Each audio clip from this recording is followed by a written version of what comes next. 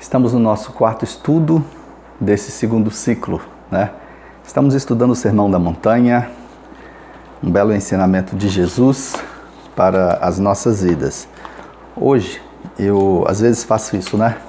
Hoje eu vou tomar a liberdade de fugir da nossa lição.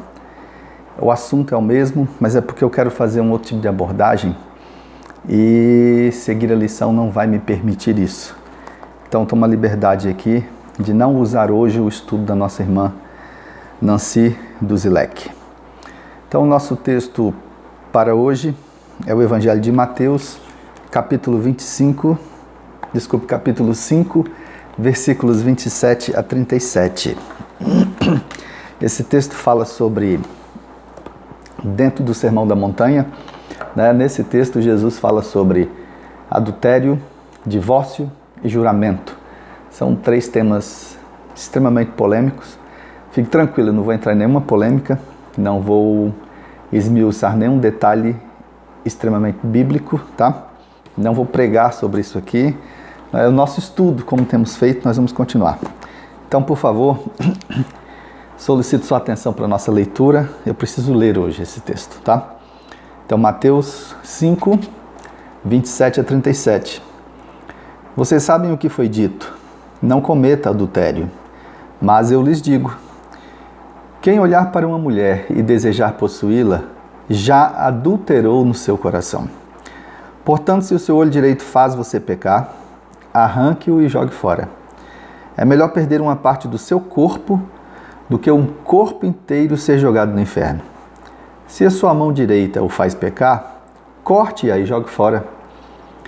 É melhor perder uma parte do seu corpo do que o corpo inteiro ir para o inferno. Foi dito também, quem se separar da sua mulher deve dar a ela um documento de divórcio. Porém, eu digo, todo homem que se separar da sua mulher, a não ser em caso de adultério, é culpado de torná-la adúltera se ela se casar de novo. E o homem que se casar com ela também comete adultério. Vocês sabem o que foi dito aos seus antepassados. Não quebre a sua promessa, mas cumpra o que jurou ao Senhor que ia fazer. Porém, eu lhes digo, não jurem de jeito nenhum. Não jurem pelo céu, pois é o trono de Deus, nem pela terra, pois é o estrado onde ele descansa os seus pés, nem por Jerusalém, que é a cidade do grande rei. Não jurem nem mesmo pelas suas cabeças, pois vocês não podem fazer um só fio de cabelo ficar branco ou preto.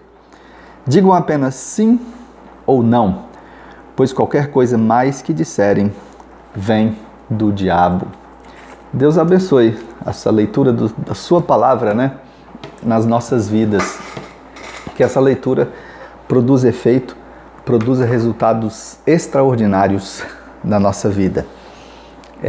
Então, esse texto trata dessas três questões que são muito polêmicas, né? Nas igrejas e agora no século XXI. Né? O adultério, o divórcio e o juramento. Para o juramento, confesso, percebo isso, nós não damos muita importância, né? O juramento dessas três temáticas aqui, o juramento é a que menos nos importa, como se fosse algo extremamente simples e não tenha muita relevância, portanto, né? Então, eu queria fazer aqui um parêntese, que eu vou me lembrando dessas coisas, né? E esses vídeos eu não edito. Gravo e no finalzinho eu solto como que saiu. Às vezes eu nem olho de novo, né? Porque meia hora de vídeo. Mas eu quero agradecer todos os comentários que você deixa aí, viu? Eu os leio, não leio no mesmo dia, assim que eu recebo as notificações eu até consigo ler algumas, né? Mas eu leio depois e com a devida possibilidade eu venho respondendo. Mas é importante que você faça o comentário, sim, viu? Fique à vontade, eu me alegro muito com isso.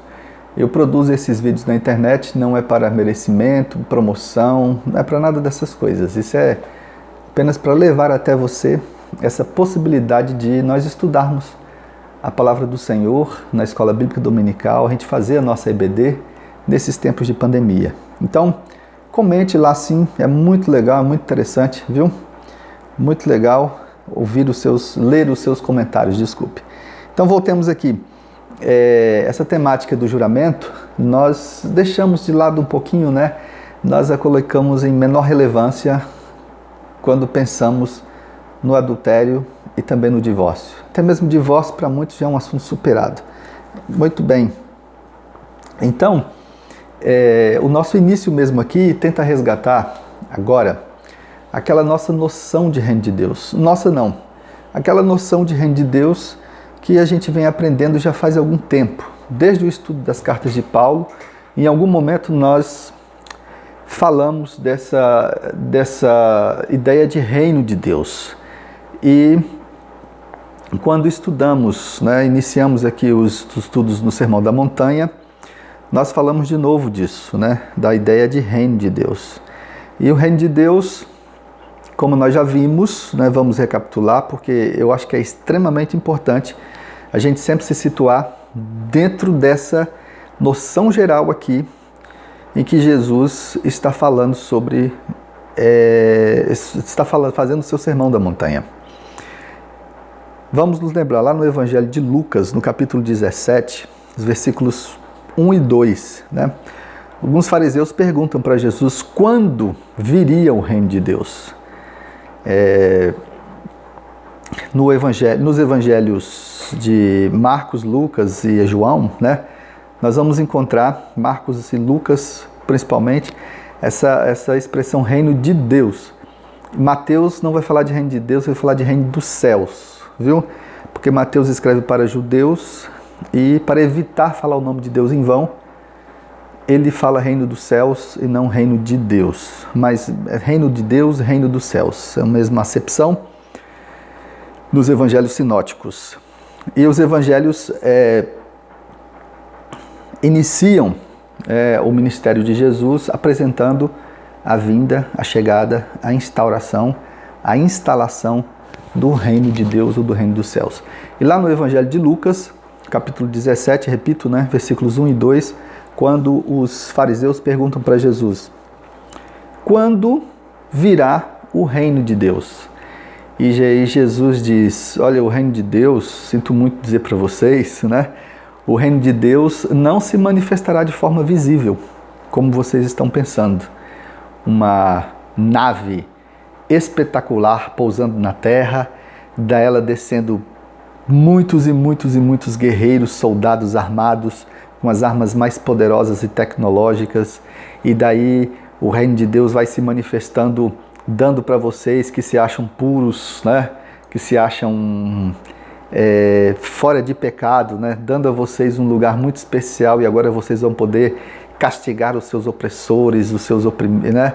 Castigar os que vos castigam, os que castigam vocês, etc. Infelizmente, o reino de Deus não tem essa natureza visível, porque quando ele vier, ninguém vai poder dizer, está no versículo 2 agora, né, de Evangelho de Lucas, capítulo 17. Quando ele vier, ninguém vai poder dizer, olha, ali está o reino de Deus, olha, lá está o reino de Deus. Ninguém vai poder dizer assim, porque ele estará dentro de vocês, dentro de cada um de vocês. Então, como é que vamos entender isso, né? O que é esse reino de Deus, esse reino dos céus?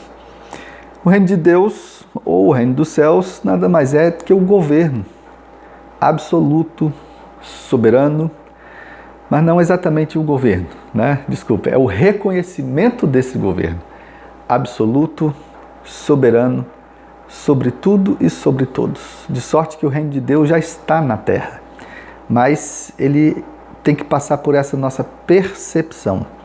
E daí lembrando sempre, porque que quando alguém se converte, quando apresentamos o plano de salvação para alguém, nós dizemos que a pessoa tem de aceitar Jesus não somente como Salvador de sua vida, mas também como Senhor de sua vida. Então há uma mudança de percepção sobre si mesmo, sobre as coisas, sobre a natureza, né, sobre a espiritualidade.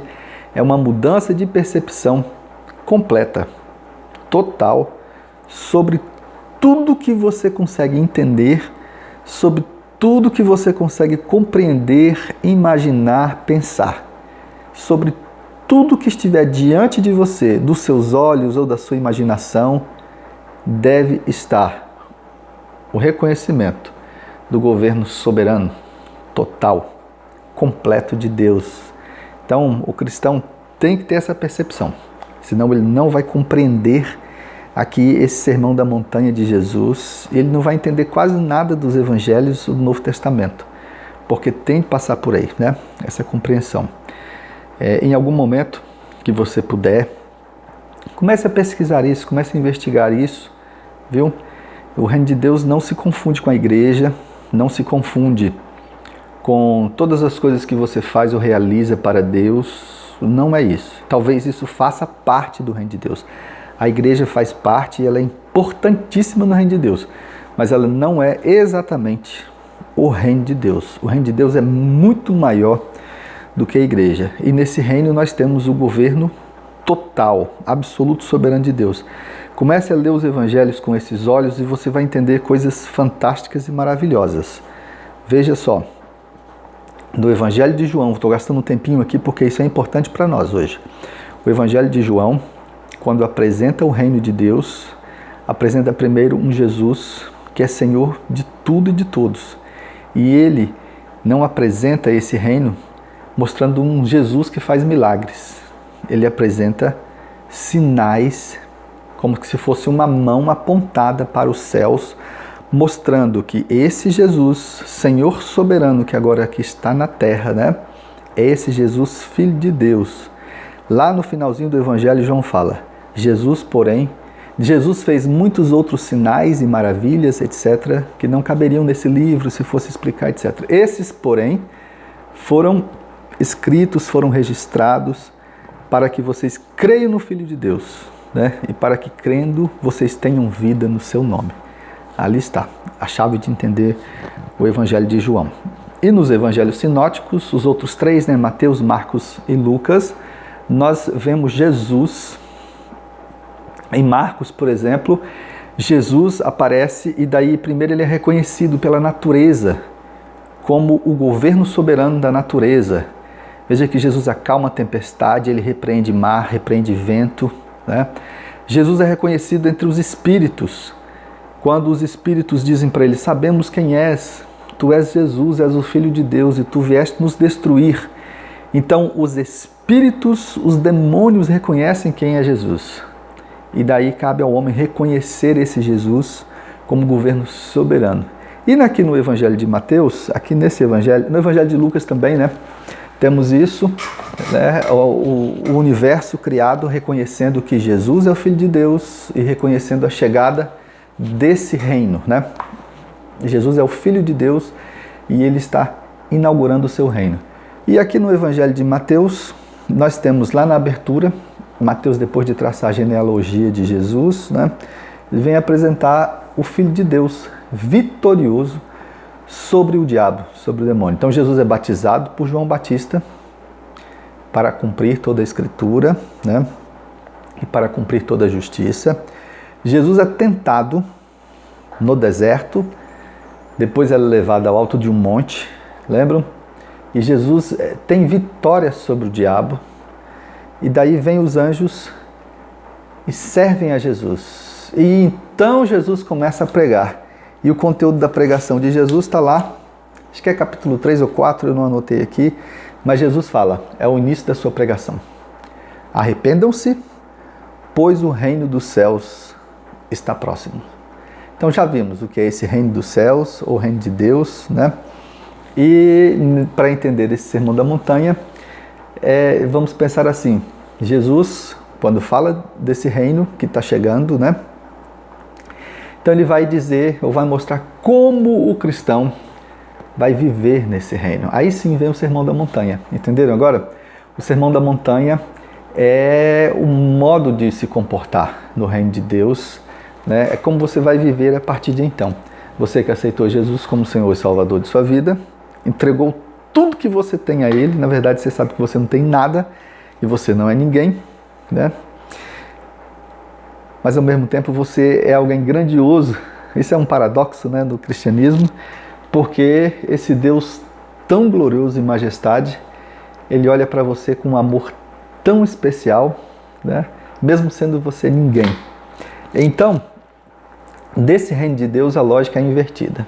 Nós vimos isso lá no Sermão da Montanha, na abertura, nas bem-aventuranças, né?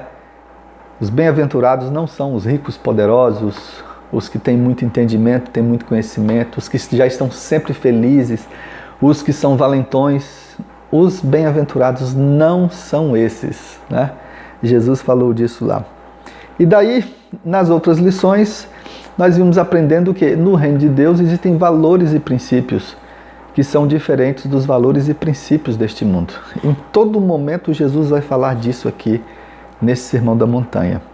E naquela última lição, Jesus fala assim, olha, eu não vim para revogar a lei, eu não vim quebrar a lei, eu não vim abolir a lei, muito pelo contrário, eu vim cumprir a lei. Eu vim justamente fazer o que a lei está mandando, eu vim ensinar isso. E ele cumpriu tanto essa lei que ele cumpriu no seu próprio corpo, né? Ele executou plenamente a lei divina, porque ele morreu obedecendo à vontade do seu Pai, né? Em nosso lugar, para nos resgatar, para nos salvar. Então, nesse Sermão da Montanha, Jesus mostra no reino de Deus como as coisas são, como as coisas funcionam, como as coisas acontecem. E daí nós vemos nesse sermão essa lógica invertida. Você tem de ser diferente do mundo. E aquela chavezinha que vimos na lição passada, vamos resgatar agora, né? Quando Jesus diz assim, olha, se a justiça de vocês não for superior, não ir além, né? Desculpe, não for além da justiça dos escribas e fariseus, vocês não estarão fazendo nada, né? Vocês estarão sendo os mesmos. Então, se a justiça de vocês não for além, não exceder, né? Não for superior à justiça dos escribas e fariseus, não tem efeito nenhum, não tem nenhuma importância para mim. E daí, aprendemos lá que existe uma maneira então de ver que não é a lei, literalmente como aparece ali no texto bíblico, né, que importa, que interessa, mas é o que está por trás da lei. O que subjaz ao texto frio, morto, né, concreto da lei. São os princípios, são os valores do reino. Quando uma lei foi feita por Deus, Deus não simplesmente instituiu aquele dispositivo legal para que nós obedecêssemos friamente, como robôs, né, como seres mecânicos. O que Deus tinha em mente? É possível saber a mente de Deus, né? Mas o que está em jogo ali é um princípio, que nós fôssemos bons, que nós fôssemos melhores, que nós nos comportássemos. Só que em linhas gerais, geralmente essas coisas não funcionam, não têm efeito, né? As leis são interessantes quando cumpridas, quando bem executadas. Lembrando sempre que somos no Brasil, que é o país das leis, né? Nós temos um código de trânsito que é fantástico, maravilhoso, mas é um código que ninguém obedece, é uma lei sem efetividade nenhuma.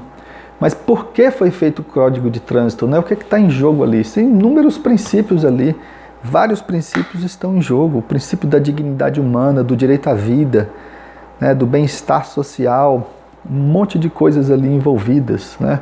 Quando diz que o cidadão não deve estacionar nas calçadas. Vejamos, né? Mas o poder público, por sua vez, já não cumpre também a lei, porque o passeio público é mal feito, as calçadas estão com bueiros abertos, né? Os bueiros abertos, há muitos desníveis na calçada, né? No passeio público. Então, um cego, uma pessoa com problemas de acessibilidade, não vai ter condições de andar, nem se estiver de cadeira de rodas, né? Nas calçadas no Brasil. Então, nem o poder público cumpre a própria lei que ele cria e nem o cidadão consegue cumprir. Entenderam? Mas a lei é legal. A lei está lá para ser cumprida, né? Ela está tentando regular uma vida em sociedade. E aqui Jesus chama atenção para essas coisas, né? Que a lei existe, mas não adianta só cumprir literalmente se você age como um robô, como um ser mecânico, e às vezes até para conseguir executar a lei, você faz uns ajustes de interpretação, isso também está em jogo, né? Você faz uns ajustes de interpretação para poder cumprir a lei. E aí Jesus chama atenção para o fato primeiro, para a coisa inicial, né? Para o início de tudo. É o que está por trás da lei, é o princípio. E daí chegamos a esse texto que nós lemos, né? E aí Jesus tenta dar uma amplitude mais interessante para essas leis que aparecem aqui. E a primeira delas, Jesus tenta resgatar a proibição do adultério, né? Por que que o adultério é proibido? Ele é contra a vontade de Deus. E aí na lei diz, né?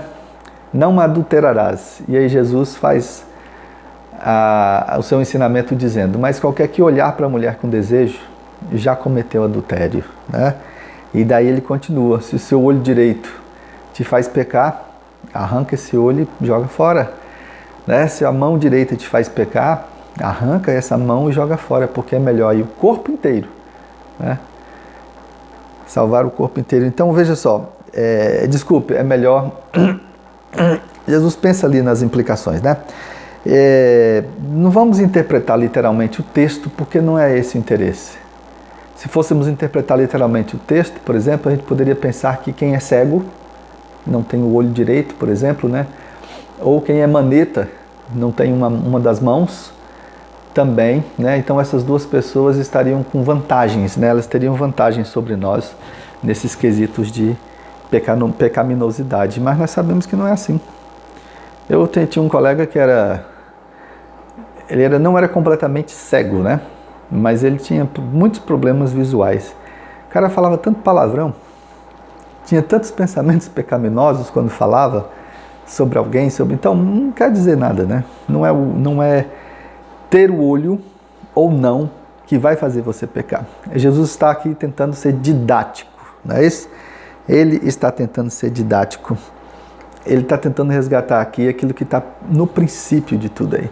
Então não adianta não adiantava no caso, né, um fariseu dizer que não era adúltero, porque vivia, né, sob a égide do casamento com alguém, mas tinha pecaminosos, tinha desejos pecaminosos, tinha, né, talvez falas pecaminosas sobre alguém, quando estava com outros homens, etc. E falava determinadas coisas sobre determinadas mulheres e mulheres casadas. Vamos pensar mais ou menos assim, né? Jesus está falando que a essência do humano é pecado. A essência do ser humano é pecado. Então, é claro, o adultério é pecado como uma prática. Com certeza, sem dúvida, está no texto bíblico, né? Só que Jesus está dizendo que não é para parar somente aí, é para ir além, né? Pensar que não é somente porque você não adultera que você pode dizer que não é pecador, tá bom? No divórcio, Jesus vai dizer, né, que aquele que se divorcia, né, está cometendo pecado. E sobre o divórcio, há uns detalhes aí que a gente sempre tem de considerar, né?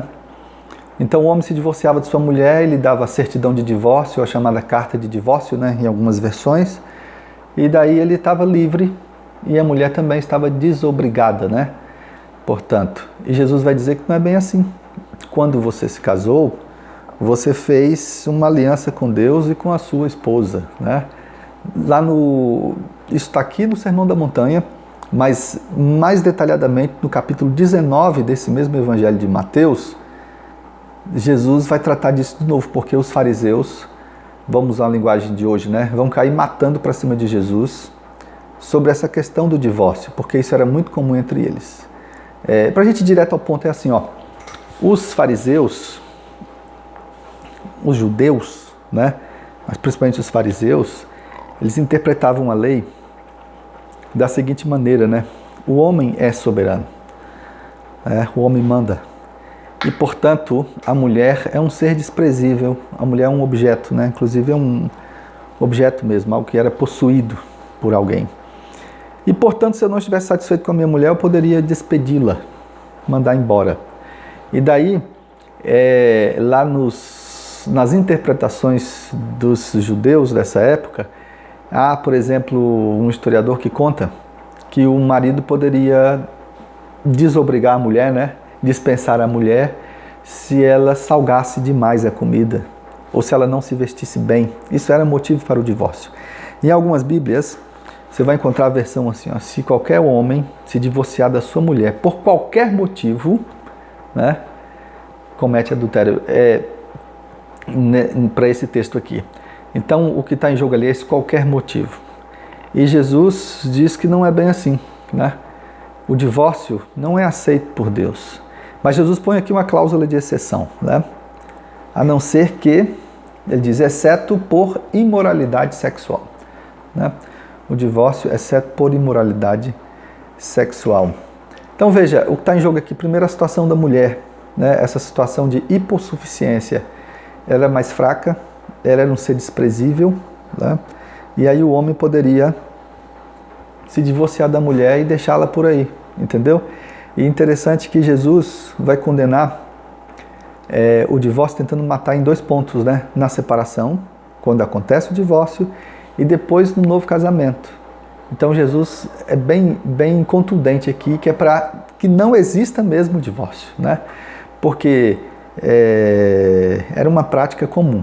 Enfim, é isso que acontecia. Lá no capítulo 19, né, Jesus vai falar de novo sobre isso, e ali quando tem um detalhe interessante ali, né? Quando os fariseus perguntam para Jesus sobre o divórcio e tal, ele repete isso aqui, mas ele fala, o visto que foi dito, né?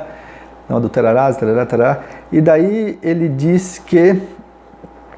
Aí os fariseus perguntam, e por que Moisés permite, né? Aí Jesus vai dizer, olha, porque o coração do homem é muito duro, muito difícil, então houve uma certa flexibilidade aí para poder existir um ajuste. Mas eu digo que o divórcio não deve acontecer. E daí os fariseus ficam chateados, né? Eles falam assim, então não adianta nada eu me casar. Veja como era o pensamento dos fariseus, entendeu? Com relação ao casamento. Tá? Então são essas questões que estão por trás aqui da interpretação sobre a proibição do divórcio, viu?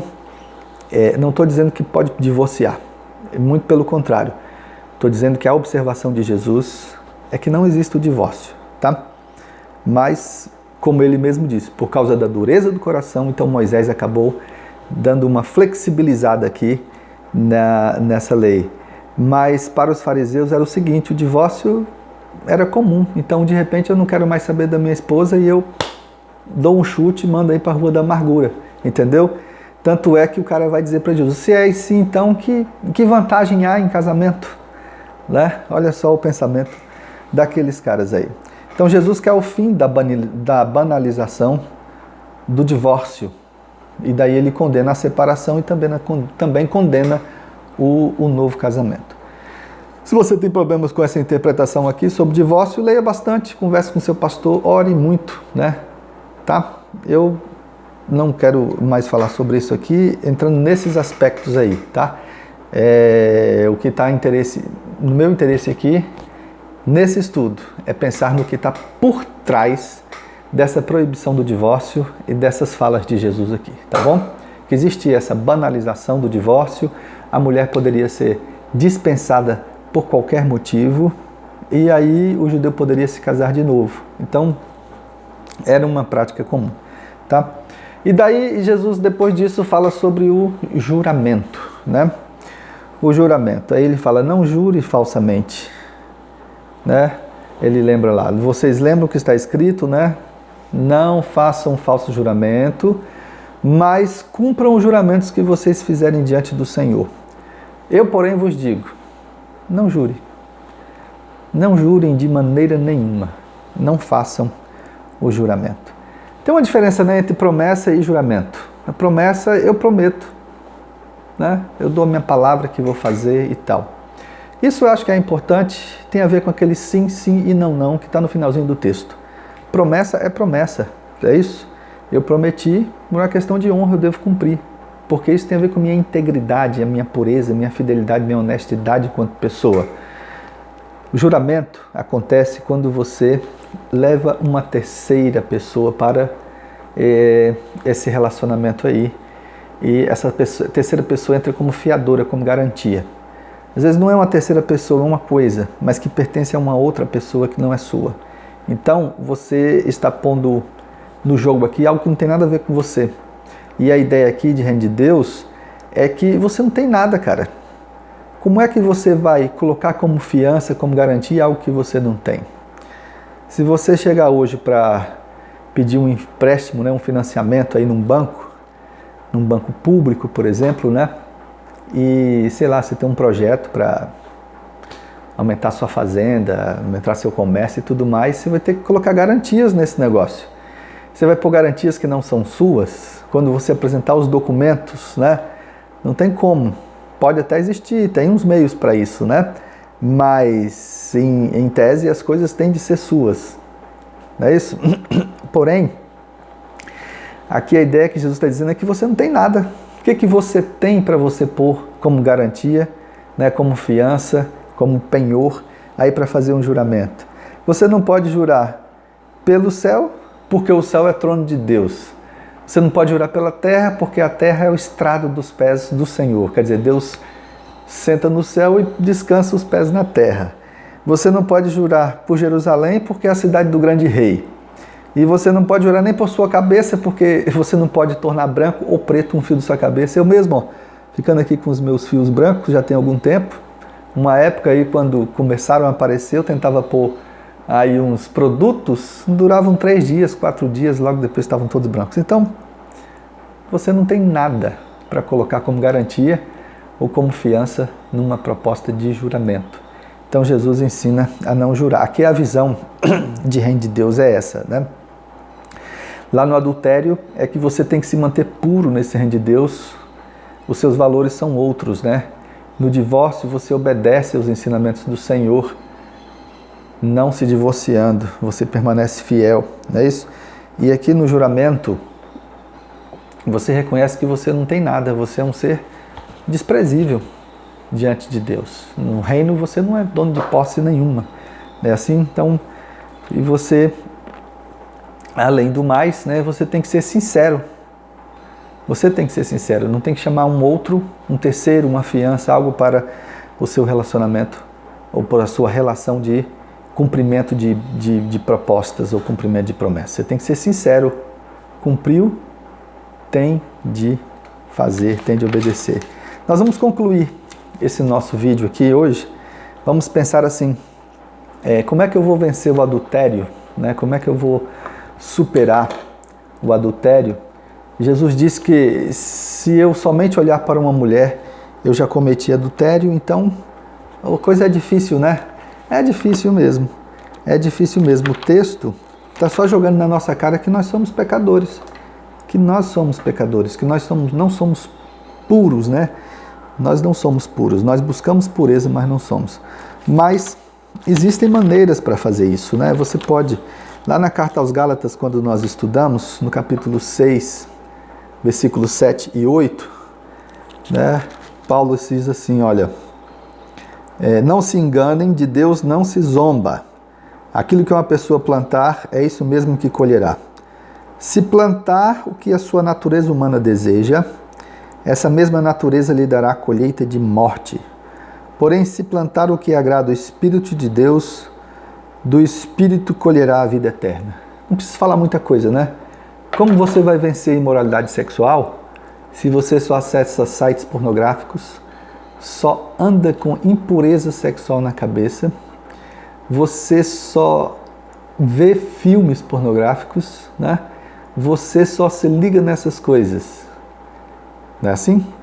Olha, quem está fazendo dieta se priva aí de muita comida, de muita bebida, foge dessas coisas, né? Assim, tem um churrasquinho na casa de alguém, o cara, não, eu não vou porque eu hoje tô em dieta, eu prefiro não ir, etc. Não é assim? O cara, quando precisa mesmo fazer uma desintoxicação, fazer uma dieta braba e tal, ele entra no spa. E lá só lhe são servidas determinadas comidas, um cremezinho de espinafre, uma torradinha de não sei o quê, não é assim? É assim que ele consegue fugir dos problemas lá. Mesma coisa, gente, na vida, nessa área aqui de sexualidade, viu? Como você vai fugir da imoralidade sexual se você só pensa nisso? Mude sua mentalidade, não é assim? O que você planta, você colhe. Mas você sozinho não consegue. Esse é um outro detalhe importante. E a gente pode ir para a carta de Paulo aos Romanos, né? Lá em Romanos 8. Romanos 8. Esse texto aqui já me ajudou muito, em muitos aspectos, tá? Romanos 8, do versículo 5 em diante. É tudo isso aqui, mas eu vou ler só uma parte, tá? Olha só. Romanos 8, 5 para frente. Porque os que vivem como a natureza humana quer, têm as suas mentes controladas por ela. Veja só. Mas os que vivem como o Espírito de Deus quer, têm as suas mentes controladas pelo Espírito. Ter a mente controlada pela natureza humana produz morte. Mas ter a mente controlada pelo Espírito produz vida e paz. Veja como esses dois textos estão bem relacionados, né? Gálatas e Romanos, em muitos aspectos, caminham juntas, né? Por isso, o ser humano se torna inimigo de Deus quando a sua mente é controlada pela natureza humana. Porque ele não obedece à lei de Deus e, de fato, não pode obedecer a ela. Os que obedecem à sua natureza humana não podem agradar a Deus. Porém, vocês não vivem como manda a natureza humana, mas como o Espírito de Deus quer, se é que, de fato, o Espírito de Cristo não pertence a ele. Mas se Cristo vive em vocês, isso quer dizer que, embora o corpo vá morrer por causa do pecado, para vocês o Espírito de Deus é vida, porque vocês têm sido aceitos por Deus. E daí Paulo fala que nós temos a mente de Cristo. Então, meu irmão, apegue-se a Deus, busque em Deus, em Cristo Jesus, a vitória sobre o pecado, principalmente aqui nessa área de imoralidade sexual, tá? E de muitos outros vícios, né? Os vícios despertam em nós, ou nós alimentamos os vícios porque isso tem a ver com neurotransmissor, né? Tem um negócio biopsíquico, físico, eletrônico, elétrico, sei lá como é que chama isso aí, né? Mas você tem como fugir dessas coisas, sim. Não é fácil, talvez não seja de uma hora para outra, da noite para o dia. Mas procure ficar juntinho de Cristo, que Ele vai ajudar você a superar essas coisas. Sobre o divórcio, a gente pode concluir pensando no seguinte, né? Eu já estou casado. Vamos pensar assim, né? Puxa, eu sou divorciado e já me casei. E eu tenho uma vida agora com Deus. E eu sinto que Deus está comigo, Ele me acompanha, né? Eu fui aceito na minha comunidade de fé, com minha esposa ou com o meu marido, nós fazemos parte de igreja e tudo mais. Você tem uma vida nova com Deus, toca essa vida para frente, viu? Em Cristo, tudo se fez, né? Novo. Pense assim, tá? O que nós devemos imaginar aqui é que eu já sou casado, eu tenho uma vida com a minha esposa ou com o meu esposo e, hora e outra, eu tenho vontade de me separar, porque eu vejo que não fiz a boa escolha, eu não fiz a melhor coisa. Veja só, Deus não quer que ninguém viva infeliz num jugo, né, de escravidão, de servidão, principalmente com relação à mulher, né? Conheço muitas irmãs que não se separam, não se divorciam, porque têm de obedecer à risca isso aqui, mas vivem como se fossem bichos maltratados, né? Presos, sendo torturados, ameaçados dia e noite. Deus não quer que ninguém tenha uma vida assim, meu irmão e minha irmã. Alinhe sua vida com Deus, converse com sua esposa, converse com seu esposo, consertem, né, a sua vida conjugal e vocês vão ter muitas maravilhas a usufruir. Não tem coisa melhor do que uma vida de casado, uma vida de casamento, né? É bom demais você ter alguém com quem compartilhar suas emoções, suas experiências boas ou ruins. Não é assim? É bom demais. Não se divorcie. Não se divorcie. E sobre o juramento, vamos concluir aqui pensando sobre ter sinceridade na vida. O mundo está muito difícil por falta disso aqui, né? Cumprimento de horário. Às vezes ouvimos de irmãos mesmo, olha, eu vou te ligar domingo às 10 horas. E o cara fica esperando 10, 11, 12, 13, chega segunda-feira, nada de ligar. É assim? Falta de compromisso, falta de sinceridade, pontualidade, né? Para chegar nas coisas, nos ambientes, nos eventos, né? Começar os eventos. Vamos ter pontualidade. Isso é também ser sincero, sim, sim, e não, não. Agora, o compromisso no cumprimento das promessas é extremamente importante, é extremamente interessante. Você não precisa jurar, não deve jurar, como nós aprendemos. Jesus falou, não jure por nada, mas você tem que ter compromisso, viu? Quem tem comércio, por exemplo, essa semana eu agendei aqui em casa, alguém que viesse fechar uma parede aqui, que eu estou remodelando aqui um espaço, né? Fechar uma parede com vidro e tal. E tem uma pessoa que prometeu que viria já umas 3 vezes e eu fico aguardando e não vem. E eu tenho uns problemas aí de ordem neuropsicológica, alguns irmãos vão entender o que é isso, que se me disserem o horário para eu cumprir ou para eu esperar alguém, cara, eu infelizmente vou estar ali, ó, religiosamente naquele horário esperando. Sou meio abestado nesse sentido. E eu me frustro muito, porque se alguém diz que vai me ligar 10 horas, chega 10 horas o cara não liga, né? Se alguém me disser para eu estar num ambiente, no local, às 10 horas, eu estarei lá. Procurarei estar de qualquer maneira. Chego até antes, viu? Uns minutinhos. Então, no comércio, você pede um orçamento e a pessoa diz que vem trazer, vai ligar para mandar e não envia, não é assim? Então, que sejamos sinceros na nossa vida, tá? E nada de juramento, não precisamos de juramento.